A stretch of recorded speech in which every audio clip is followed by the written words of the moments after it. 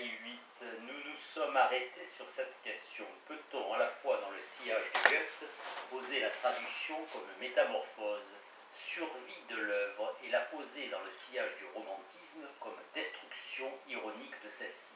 Benjamin reconnaît sa dette envers les romantiques et leurs sentiments, sinon leur théorie, de la traduction.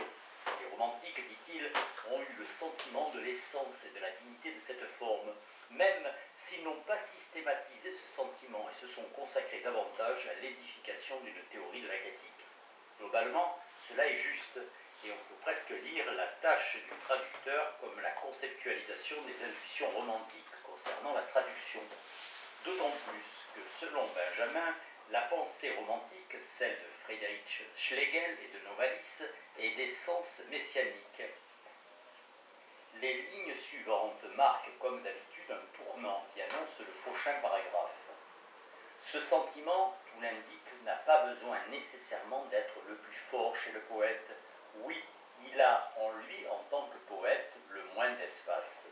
Cette phrase et celles qui suivent sont importantes à deux titres. D'abord parce qu'elles combattent le préjugé toujours régnant selon lequel la traduction poétique serait l'apanage des poètes. Ensuite, parce que sur cette base, Benjamin s'efforce de distinguer la tâche du poète de celle du traducteur. Pourquoi le sentiment de la dignité et de l'essence de la traduction n'a-t-il guère d'espace chez le poète?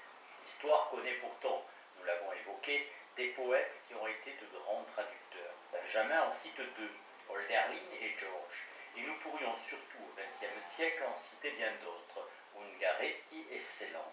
Néanmoins, il reste vrai de manière générale que les très grands traducteurs n'ont jamais été de grands poètes et vice-versa. Les exemples donnés par Benjamin sont probants. Dans la tradition allemande, Luther, Voss, Schlegel ont été plus grands comme traducteurs que comme écrivains. Une telle constatation historique renvoie à un état des choses plus profond, la différence de visée entre le traducteur et le poète. Ceux qui prétendent que la poésie ne peut être traduite que par les poètes, comme Kenneth White par exemple, n'ont jamais réfléchi à cette différence de visée entre l'acte poétique et l'acte de traduction. Pour eux, la traduction de la poésie, de la Dichtung et Nachdichtung, recréation. La traduction est du domaine du Nach et une après-poésie, c'est-à-dire une sous-poésie. Pour Benjamin, la traduction a une identité propre, plus qu'une Nachdichtung. Ce serait une Überdichtung, puisqu'elle fait accéder l'œuvre à une atmosphère de langue plus haute et plus pure. La traduction n'est pas sous le signe du Nach, du simple après, mais de le Über, du passage au-delà. Elle se tient sous une loi différente de celle de la poésie. Le poète est donc mal placé pour sentir l'essence de la traduction, à moins qu'il ne se tienne sous une double loi, c'est-à-dire soit encore autre chose qu'un poète. Et pour Benjamin, c'est ce qu'ont été Hölderlin et George, de par leur lien au religieux, de par ce nœud qui se noue chez eux entre le poétique, l'éthique et le religieux. À quoi l'on pourrait ajouter, hors de l'horizon de Benjamin, qu'un lien d'essence lie, depuis le romantisme, la poésie à la traduction, et cela éclaire le fait que de Goethe à Nerval, de Mallarmé à Valéry et Stéphane George, de Celan à Jouve, Bonnefoy, De Guy, Ungaretti et j'en passe, la plupart des poètes modernes aient été aussi des traducteurs. Le poète moderne se tiendrait donc naturellement sous la double loi dont nous parlions. Pourquoi? Cela dépasse le cadre de notre commentaire et renvoie au rôle caché de la traduction, non seulement dans le domaine de la poésie moderne, mais dans celui de la philosophie moderne, de l'ethnologie, de la psychanalyse. Nous sommes à l'âge de la traduction. Définir la loi et la tâche de la traduction en tant qu'elle se distingue de la loi et la tâche de la poésie, tel va être maintenant le propos de Benjamin. Comme en effet la traduction est une forme propre, la tâche du traducteur se laisse également distinguer de celle du poète, très exactement comme une tâche propre. La tâche du traducteur est propre en ce qu'elle dérive de cette forme propre qu'est la traduction. Non seulement la traduction est une forme, mais cette forme est la forme par excellence qui est exaltée aux dépens de la teneur. Elle, la tâche du traducteur, consiste à trouver dans la langue où il est traduit cette intention à partir de laquelle en celle-ci est éveillé l'écho de l'original. C'est là un trait de la traduction, la distinguant décisivement de l'œuvre poétique, parce que l'intention de celle-ci ne va jamais vers la langue même de sa totalité, mais seulement et immédiatement vers des corrélations de teneur langagière déterminées. La traduction ne se voit pas, comme la poésie pour ainsi dire, à l'intérieur du massif forestier de la langue elle-même, mais hors de celui-ci, face à lui et sans y pénétrer. Elle appelle l'original en cet unique lieu où à chaque fois l'écho dans sa propre langue peut donner la résonance d'une œuvre de la langue étrangère. Éveiller l'écho de l'original dans sa propre langue, telle est la tâche du traducteur, ou encore saisir le lieu de sa langue où l'œuvre étrangère peut déployer sa résonance. Ces lignes denses disent deux choses: la différence de visée de la traduction et de la poésie, et les lieux différents de l'œuvre et du texte traduit. Œuvre et traduction n'ont pas des lieux différents parce que chacune habiterait sa langue. Non, chacune se tient plutôt dans un rapport topologique différent par rapport à la langue elle-même. La langue n'est pas habitée de la même façon par l'œuvre et par la traduction. Rigoureusement parlant, seule l'œuvre habite la langue, le cœur de sa langue, le centre de sa langue, tandis que la traduction se tient, on va l'entrevoir, au bord de sa langue, là où l'autre langue peut lui apparaître. Pour éclairer cet état de choses, Benjamin développe à la fois une réflexion conceptuelle et une réflexion métaphorique. De fait, les deux s'entrelacent. La réflexion métaphorique s'organise en réseau autour de l'image de Bergwald, qu'il convient de traduire par massif forestier, non par forêt. La traduction forêt interdit la compréhension du réseau métaphorique. En effet, pour qu'il y ait écho à la suite de l'appel lancé à l'œuvre par le traducteur, il faut bien qu'il y ait un espace où le son de cet appel puisse se réfléchir et revenir au traducteur enrichi de la résonance de l'œuvre. Cet espace ne peut être celui touffu et opaque d'une simple forêt, mais celui plein d'anfractuosité, de plans inclinés, de pentes, de parois rocheuses du massif forestier. La vérité de l'image tient toute à ce que la langue n'est pas simple touffeur forestière, mais massif. Le massif est marqué par une irrégularité topologique fondamentale qui est celle de toute langue naturelle. L'œuvre est située au cœur inerne du massif. La traduction ne pénètre pas cet espace. Pour elle, la langue n'est pas massif forestier. Elle est bien plutôt cette frange ouverte et plane de sa langue, d'où l'on peut considérer le massif de la langue étrangère. Car du massif, on ne peut considérer l'autre massif. Si la traduction habitait sa langue comme l'œuvre la sienne, cela ne serait pas possible. L'œuvre est cachée, enfouie dans sa langue, la traduction est à découvert dans la sienne. Cet espace à découvert de la langue où la traduction se tient, c'est forcément son bord. Chaque langue a un centre et un bord.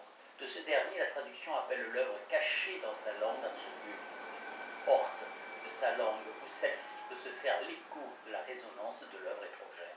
Pour nous, cela veut dire la traduction, le texte traduit, et écho de la résonance de l'œuvre étrangère en sa langue et de sa langue. La traduction comme écho ne peut être qu'écho de la langue étrangère telle qu'elle résonne dans une œuvre. Le traducteur laisse l'œuvre dans son massif forestier, mais la fait retentir en écho dans sa propre langue. On peut dire par la traduction, une langue résonne dans une autre. Comme toutes les images premières, celles de Benjamin se perdent dans l'inanalysable. Mais pour nous, elles captent quelque chose d'essentiel du rapport original, traduction, langue étrangère. La traduction est cet appel de l'œuvre qui fait écho. L'écho n'est pas la résonance. Widerhall de l'œuvre dans son massif langagier. Il en est une forme épurée, il est la trace dans le médium le plus aérien de la langue traduisante, de la langue étrangère, trace qui vient s'imprimer en ce lieu de la langue traduisante qui permet une telle impression. Benjamin dit bien que ce lieu est unique. Pour tout texte, ce lieu qui fait écho existe. Dans la traduction que j'ai faite avec ma femme Isabelle Berman du roman argentin de Roberto Arlt, Les Sept Fous, roman dont l'écriture extrêmement complexe s'enracine dans le massif langagier de la langue argentine et dont la teneur est inséparable de ce massif enchevêtré, nous avions cherché ce que nous appelions les points lâches du français, où celui-ci pouvait accepter l'inscription de la langue de l'œuvre, donner l'écho de cette langue. L'échoïcité est un trait fondamental de la traduction. C'est une structure de renvoi où la langue traduisante laisse paraître en creux, absent, présente, la langue traduite. Borges cite une traduction d'Ezra Pound où l'on voit très clairement comment la traduction se fait l'écho de l'original. Ezra Pound, a traduit ainsi par exemple le début de l'élégie anglo-saxonne du navigateur. May I for you my own sake songs through the recon journey of jargon. Gordon traduit littéralement I can utter a true song about myself, tell of my troubles. Ceci est absolument limpide et juste, mais le poème dit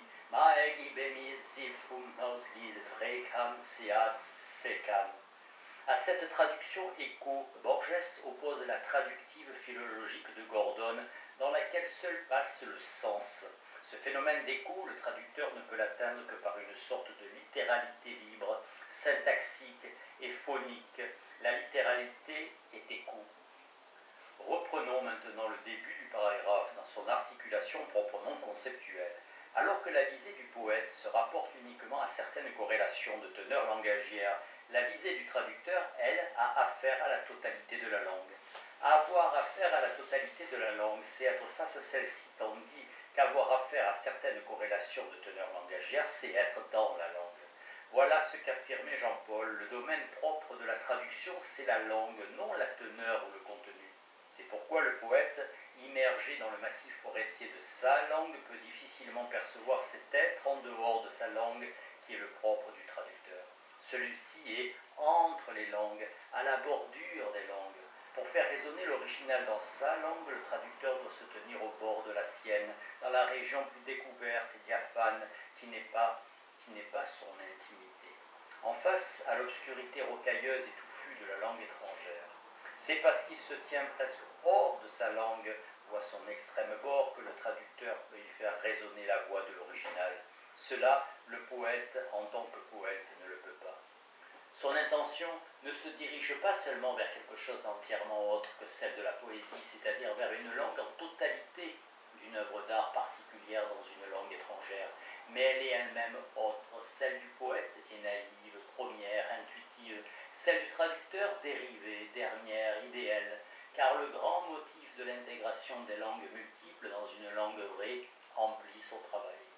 Naïve, première et intuitive, la visée du poète l'est en relation avec la langue et sa teneur. Elle habite en effet sans distance le massif de la langue. A l'inverse, celle du traducteur est dérivée, dernière et idéale. C'est la secondarité et la réflexivité de la traduction. Pourtant, cette opposition, assez évidente empiriquement, se fonde sur quelque chose de plus profond qui sépare radicalement poésie, création et traduction. L'intégration des langues multiples en une seule langue vraie. Le domaine du poète, c'est la création d'une langue plus haute, plus pure. Celui du traducteur, la réunion des fragments de langue pour produire une semence de langue vraie. Voilà donc une autre détermination de la pure langue, être la langue vraie, la langue de la vérité. Il y aurait donc des langues vraies et d'autres qui ne le sont pas, mais ceci est inexact. La langue elle-même est langue de la vérité. C'est parce que les langues empiriques ne sont pas la langue même qu'elles ne sont pas vraies. Devenues de simples systèmes de signes référentiels, elles se sont morcelées à l'infini. De fait, la multiplicité des langues signifie deux choses, leur devenir signe et leur fragmentation.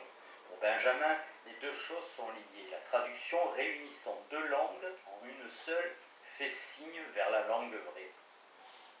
Benjamin ne pense pas que s'il y avait une seule langue, celle-ci serait la langue vraie. Il pense plutôt que la traduction, en faisant résonner dans une langue X l'écho d'une langue Y, donne le pressentiment de cette langue où toutes les langues empiriques à la fois s'unissent et retournent à l'être pur de la langue.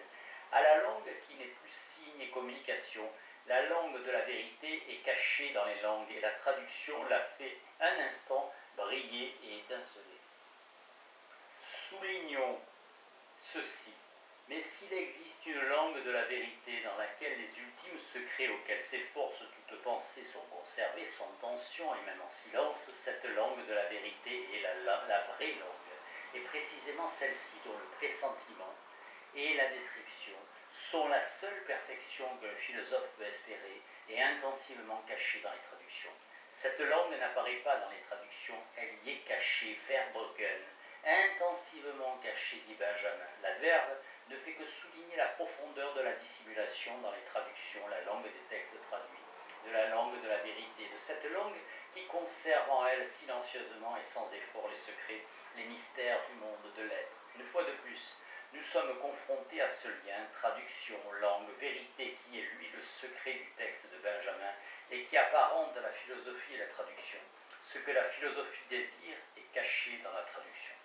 Nous avons abordé la problématique de la vérité du point de vue de l'œuvre en posant la traduction comme révélation de la vérité de l'œuvre et du point de vue de la langue en posant la traduction comme magnification de la langue.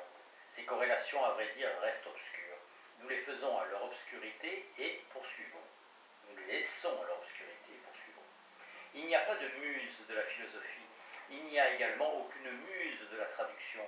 Mais elles ne sont pas comme des artistes sentimentaux veulent le faire accroire, banostique, car il y a un ingénium philosophique dont le plus propre est la nostalgie de cette langue qui s'annonce dans la traduction.